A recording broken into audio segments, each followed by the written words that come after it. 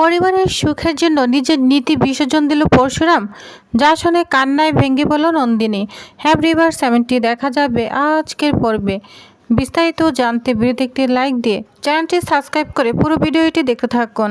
গল্পের শুরুতেই আমরা দেখতে পাবো আরাধা বলতে থাকে, খারাপ হয়েছে, কাজটা ভালো হয়নি, লোকটা তো মনে মনে মরবে, দুবেলা মরবে পরিবারের জন্য। লোকটা আপোষ করে নিল। নন্দিনী যা শুনে কান্নায় ভেঙে পড়ে, বলছে সব আমার জন্য হয়েছে। জানিস তো আমার পক্ষে এখন সেজে গুজে বেনারসি শাড়ি পরে গয়না পরে গলায় মালা দিয়ে বের মণ্ডপে যাওয়া সম্ভব নয়। আমি পারবো না আমি, প্লিজ তটিনী। তখন তটিনী দুজনকে শান্ত করার চেষ্টা করে, বলছে আরাধা তুই এখন এখান থেকে যা, দিদি একটু পরে চলে আসছে, আশীর্বাদ হবে, এসব কথা বলার এখন কোনো মানে হয় না। আরাধা যা হবার হয়ে গিয়েছে। এরপর তটিনী পরশুরামের সামনে এসে কান্না করতে থাকে, বলছে আমাকে ক্ষমা করে দিও। পরশুরাম তখন বলে কি হয়েছে, তুমি এরকম কেন করছো? তটিনী তখন বলে আমার পরিবার তোমার কাছে কৃতজ্ঞ থাকবে কিনা আমি জানি না, তবে আমি সারা জীবন তোমার কাছে কৃতজ্ঞ থাকবো। তুমি একটা ছোট্ট আপোষ করেছো, তাতে হয়তো আলাদা সংসার সুখের হবে, দিদির সংসার সুখের হবে, সবাই ভালো থাকবে, কিন্তু আমার বরটা ভালো থাকবে না। আমি জানি তোমার কোথায় কষ্ট হচ্ছে, কোথায় খচখচ করছে, আমি সব জানি, সব ভুলটা আমি বুঝতে পারি, প্লিজ আমাকে ক্ষমা করে দাও। শুধুমাত্র আমার পরিবারের জন্য তোমাকে সব কিছু করতে হলো। পরশুরাম তখন বলে চুপ করো তো, তুমি কি পাগল হলে নাকি? তুমি আমার ভালো বউ না? ভালো বউরা কখনো খারাপ কিছু করতে পারে না, আর আমি তোমার জন্য সব কিছু করতে পারি, সব কিছু।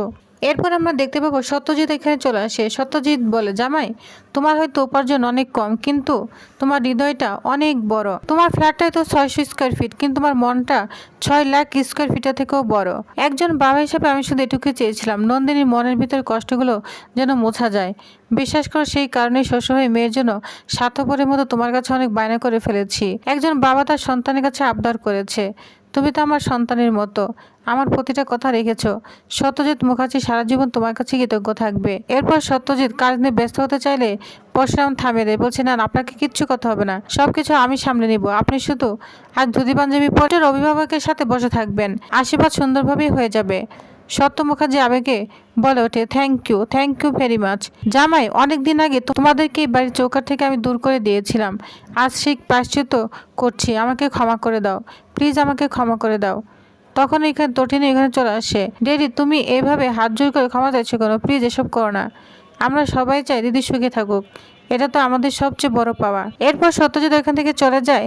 তটিনী বলে চলো এবার রেডি হয়ে নিবে। পরশুরাম বলে আমি কি ড্রেস এনেছি? তটিনী বলে আমি সুটকেসে সবার জন্য জামা কাপড় নিয়ে এসেছি, তোমার জন্য, লাট্টুর জন্য, পিকুর জন্য।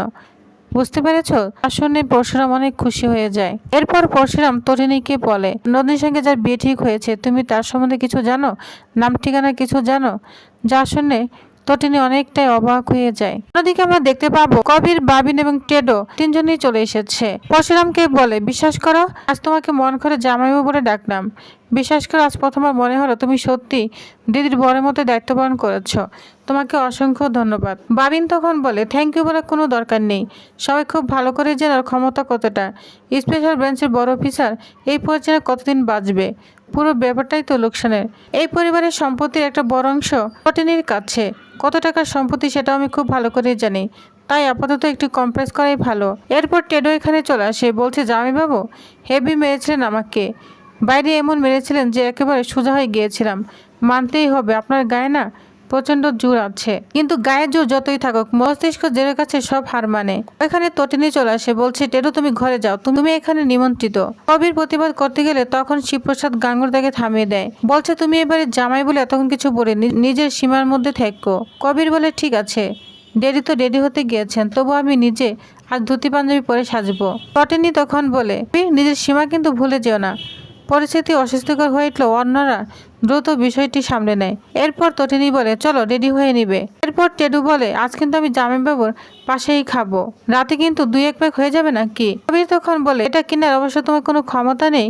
বাবিন তখন বলে 2-1 প্যাক খেতেই পারে, তাতে কোনো সমস্যা নেই। এসব কথা শুনে পরশুরাম অনেক রাগান্বিত হতে থাকে, পিস্তল বের করবে, ওই মুহূর্তে তটিনী থামিয়ে দেয়। তখন তটিনী সবাইকে বলে শোনো, আমাদের সামনে না প্রাচীরের মতো দাঁড়িয়ে আছে নন্দিনী মুখার্জি। 10 বছর আগে একটা ঘটনা ঘটেছিল, সেই ঘটনার ক্ষত এখনো শুকায়নি, সেই কারণেই আজ এত কিছু সহ্য করছি, তবু একটা সীমা আছে, বুঝতে পেরেছ? আজকের অনুষ্ঠানে যদি শিবপ্রসাদের সঙ্গে কোনো অসভ্যতা করে, অপমান করে, অসম্মান করে, তাহলে হয়তো আমার বর কিছু বলবে না, কিন্তু আমি তাকে মেরে একদম চাপটি সিধে করে দিব। কথাটা মাথায় ঢুকিয়ে নিও। এটা বলে পরশুরামকে নিয়ে তটিনী চলে যায় ওখান থেকে। এরপর আমরা দেখতে পাবো আরাধা নন্দিনীকে নিয়ে নিচে নামে, দুজনকে খুব সুন্দর লাগছে। আর তখন কবির আরাধার ওইখানে গিয়ে বলে, বা আরাধা, খুব সুন্দর করে সেজেছ, তোমাকে না অনেক সুন্দর লাগছে, মনে হচ্ছে আবার একবার বিয়ের পথে বসে পড়ি। নন্দিনীকে তখন কবির বলে, থ্যাংক ইউ, যখন কেউ কিছু করতে পারেনি শুধু আপনার বিয়েটা না সবকিছু সমাধান করে দিল। সত্যি আপনাকে অসংখ্য ধন্যবাদ, আজ অনেকটাই হালকা লাগছে নিজেকে। নন্দিনী তখন কবিরকে বলে, শোনো, আচরণ না ঠিক করো, বুঝতে পেরেছ?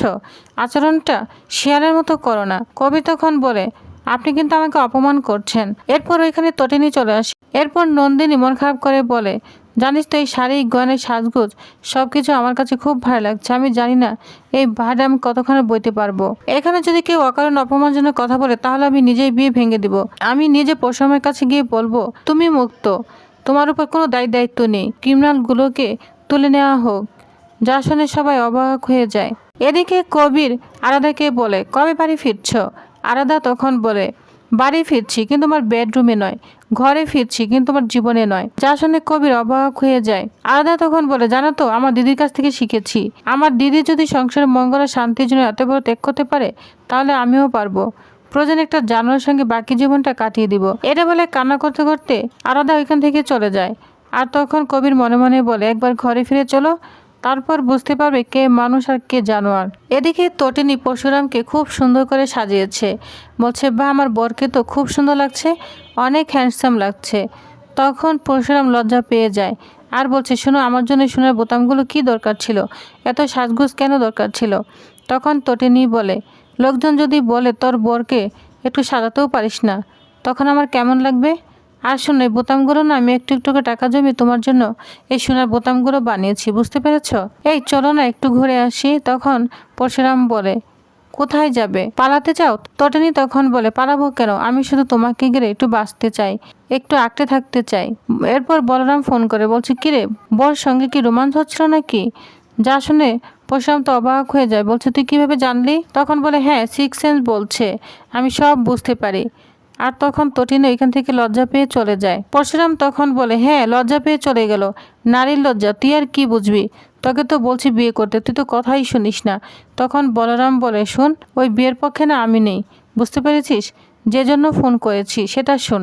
গগন চৌধুরী মানে নন্দিনীর হবু শ্বশুর, এর নাম হচ্ছে গগন চৌধুরী। যা শুনে পরশুরাম অবাক হয়ে যায়, বলছে, হ্যাঁ, নন্দিনী মুখার্জির হবু শ্বশুর। পরশুরাম তখন বলে, তুই তাহলে খবর পেয়ে গিয়েছিস? বলরাম বলে, অবশ্যই, এ ব্যাপারে আমি অনেক আগে খোঁজ নেওয়া শুরু করেছি। একটু আগে তটিনীকে জিজ্ঞাসা করেছিলাম ছেলের নাম কি, ঠিকানা কি, সব জানতে হবে। পরশুরাম তখন বলে, কিছু জানতে পারলি? বলরাম বলে, ছেলের নাম গৌরব চৌধুরী। আপাতত পাকা দেখার আশীর্বাদটা হয়ে যাক, তারপর আমি পুরো বিষয়টার উপর নজর রাখবো। এরপর আমরা দেখতে পাবো নন্দিনীকে আলাদা একটা গিফট এনে দেয়, বলছে, এই নে, তোর নামে একটা গিফট এসেছে। যা শুনে নন্দিনী তো অবাক হয়ে যায়, বলছে, আমার নামে গিফট? তখন বলে, খুলে দেখতো ভিতরে কি আছে। এরপর তটিনী বক্সটা হাতে নিয়ে কিছুক্ষণ চুপ করে থাকে, তার মনে অজানা একটা আশঙ্কা কাজ করতে শুরু করে। এদিকে বাড়ির ভিতরে আশীর্বাদের সময় প্রস্তুতি প্রায় শেষ, ওদের তারা একে একে এসে পৌঁছাতে শুরু করে। সবাই হাসি মুখে অপরকে অভ্যর্থনা জানাচ্ছে। বাড়ি থেকে সবকিছু স্বাভাবিক মনে হলো ভিতরে ভিতরে প্রত্যেকের মনে নানা প্রশ্ন ঘুরপাক খাচ্ছে। নন্দিনী এক কোণে দাঁড়িয়ে আছে, তার চোখে আনন্দের থেকে দুশ্চিন্তাই বেশি। সে মনে মনে ভাবতে থাকে, আজকের এই অনুষ্ঠান সত্যি কি সবাইকে সুখ দিবে, নাকি হাসিরা লুকিয়ে আছে নতুন জ্বর। অন্যদিকে পরশুরাম গিফট বক্সের দিকে তাকে একই রকম অস্বস্তি অনুভব করে। এতক্ষণ যে পরিবেশে আনন্দে ভরা ছিল সেটার মধ্যে যেন হঠাৎ করে এক অজানা রসের ছায়া নেমে আসে। শিবপ্রসাদ দূর থেকে সবকিছু লক্ষ্য করছে। তিনি বুঝতে পারছিলেন ঘটনাগুলো যতটা সহজ দেখাচ্ছে বাস্তবে ততটা নয়, অনেক অজানা সত্য এখনো সামনে আসা বাকি আছে। পরশুরাম বলে, আজকের দিনটা শান্তিতে শেষ হোক, এরপর যদি কোনো সত্য সামনে আসে তখন সেটা মোকাবেলা করা হবে। কিন্তু ঠিক সেই মুহূর্তে পরশুরামের হাতে থাকা রহস্যময় গিফট বাক্সটি যেন সবাইকে নতুন এক ঘটনার দিকে নিয়ে যাওয়ার ইঙ্গিত দিতে থাকে। তো প্রিভিয়াস নেক্সট আকর্ষণীয় পর্বের কি হতে চলেছে তো জানতে অবশ্যই আমার সাথেই থাকুন। ধন্যবাদ।